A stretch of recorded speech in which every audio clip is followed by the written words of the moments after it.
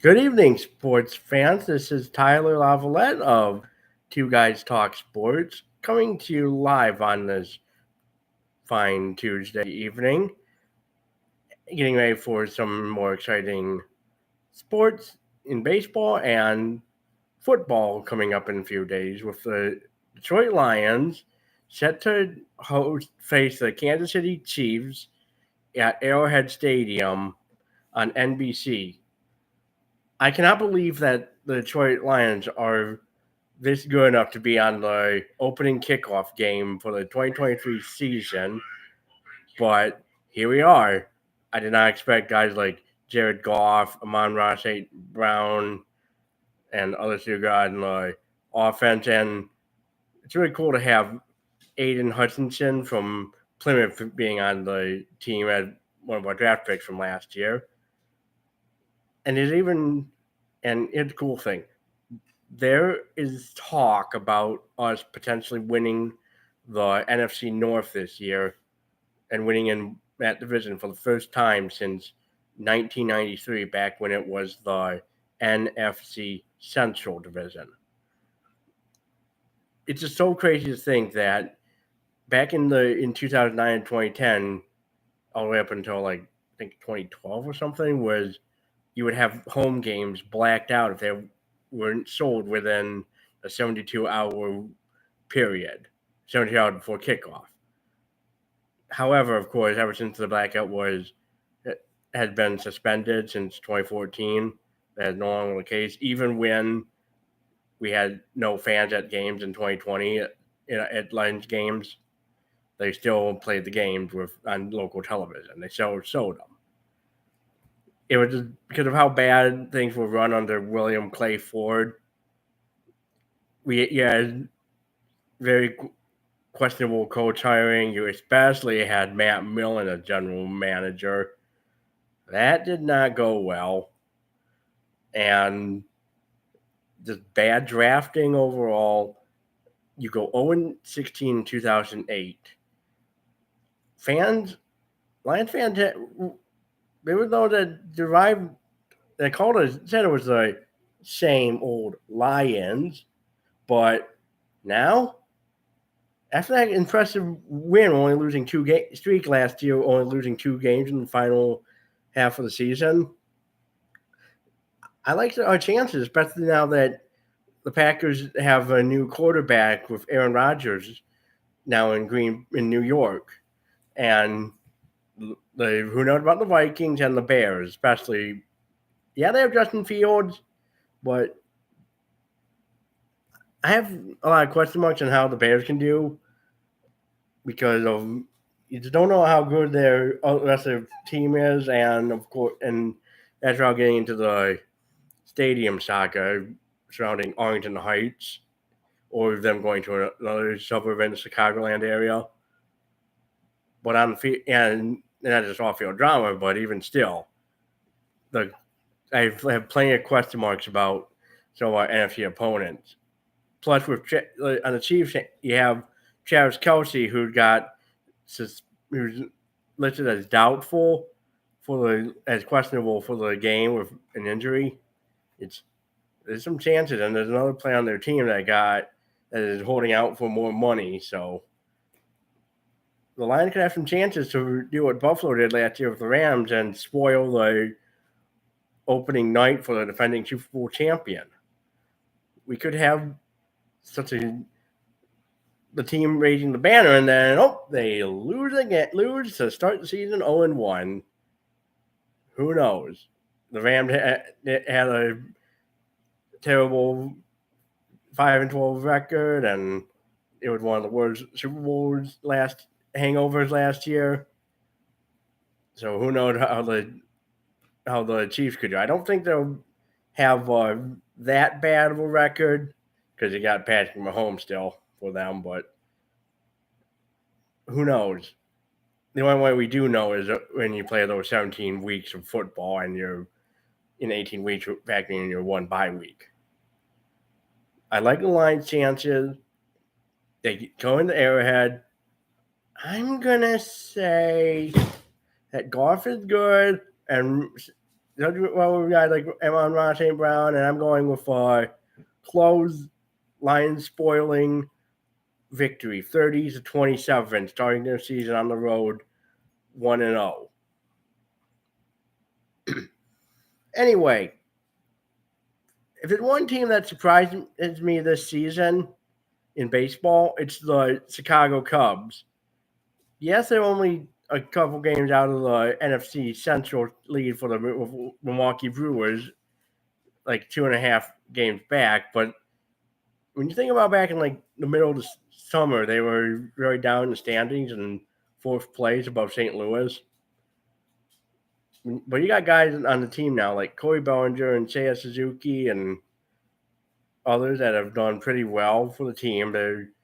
They did well against Cincinnati. They've gone decent against teams like bad teams in AL Central like Kansas City and especially Detroit, although the 3 games against the Tigers at Comerica Park were anything but pretty and close and blowouts.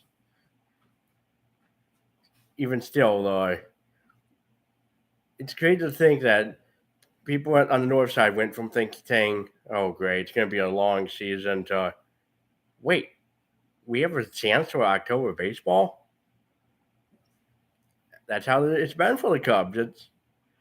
It's crazy how the decision back in July they went from being sellers to having a crazy winning streak that makes them go flip the switch and be like, screw it, we're going to buy players. That's how they may have only got, and that led them to only getting with former draft acquisition Jeimer Candelario from the Washington Nationals. But what he's done for them has been good. It was still a good move and it was a good move for them to eventually get him, and I hope they can also do good in the offseason, regardless of how they do, if they make the playoffs or not.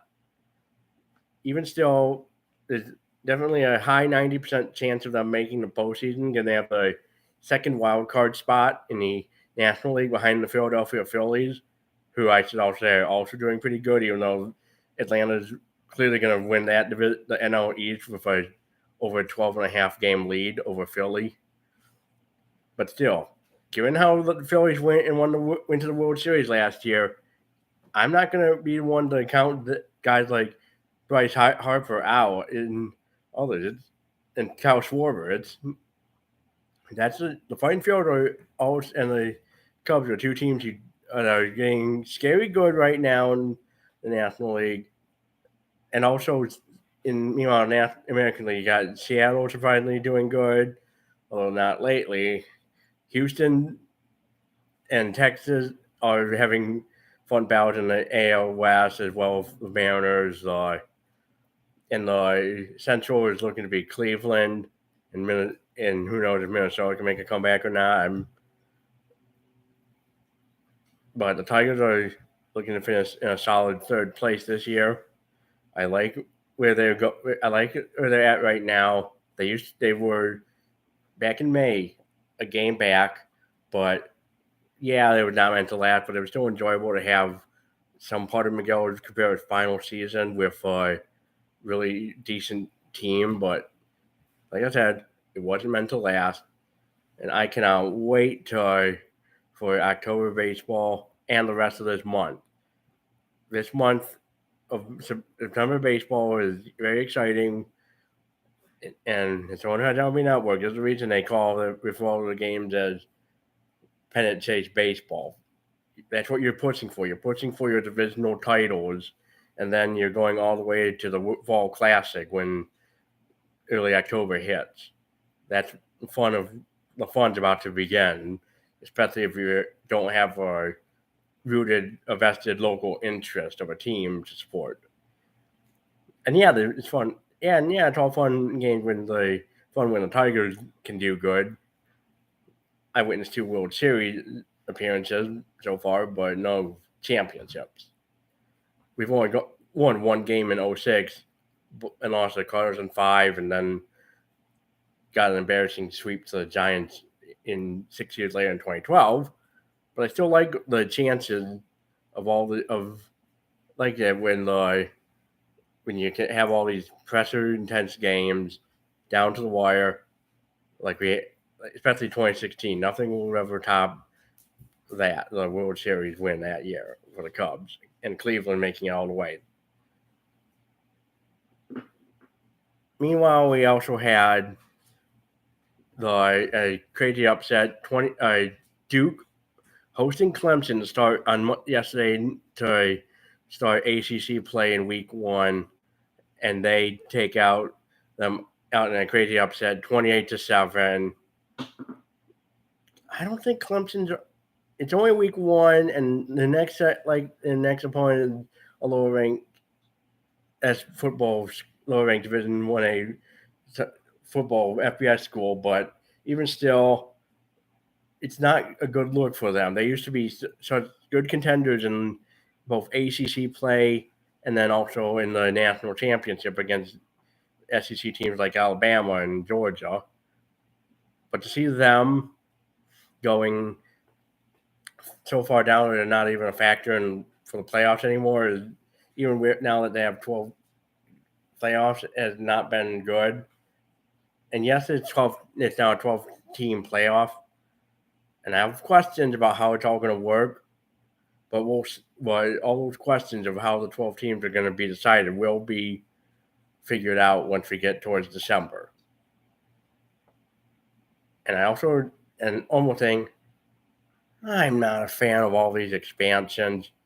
You got the Big Ten, a Midwestern regional conference, expanding not just to the East Coast and New York, we're getting Rutgers and Maryland, but now you got them going all the way out west, going along to get USC, UCLA, Washington, and Oregon. And you have Atlantic Coast Conference getting teams like going into Texas with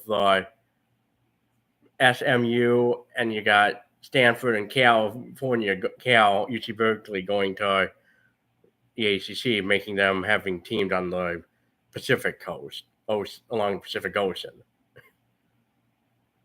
Money talks, yes, and even the Big 12 has poached a good chunk of you got Utah, you got Colorado going back, you got the two Arizona schools, Arizona and Arizona State, now going to the Big 12 once 2024 rolls around, when all these changes I mentioned just now go into effect. It's not going to. You're getting rid of good traditional rivalries, all in the name of the bottom line with the expanded 12-team playoffs and the big deals that these universities have signed with. That many of these conferences have signed with ESPN, Fox, and CBS and NBC. Money definitely talks, and this is where network revenue and network programming is dictating all of this as well. They want the bigger revenues. Because the only teams that look in the Pac-12 that are left now are Oregon State and Washington State. There's a lot of question marks of where those two are going to end up.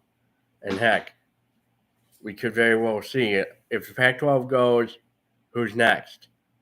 Mountain West, Sun Belt Conference, any attempt at the Big East football, if there is any, and the American Athletic Conference as well. Are they next? Heck, could the ACC themselves eventually be a victim to an Big Ten move down south into SEC territory, or would the FCC want to try to go after Atlantic Conference schools and their Coast Conference schools in their region?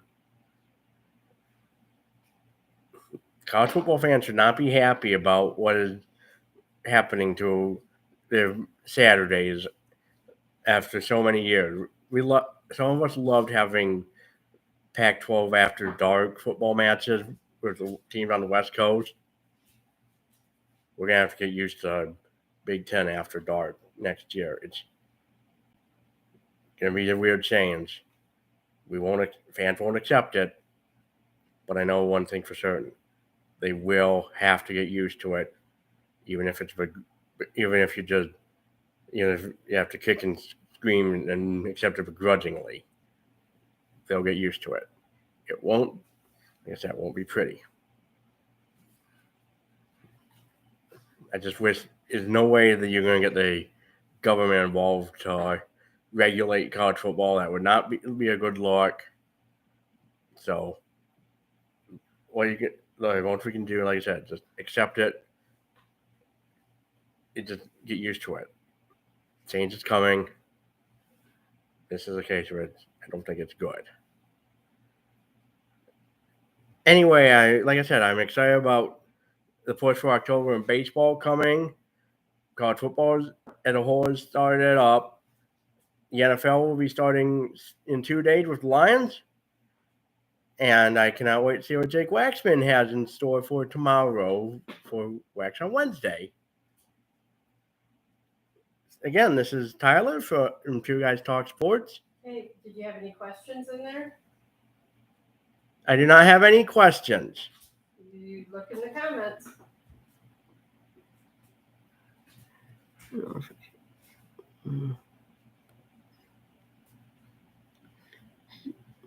Under live chats, can you find it? Yeah. Well, I see some stuff you say.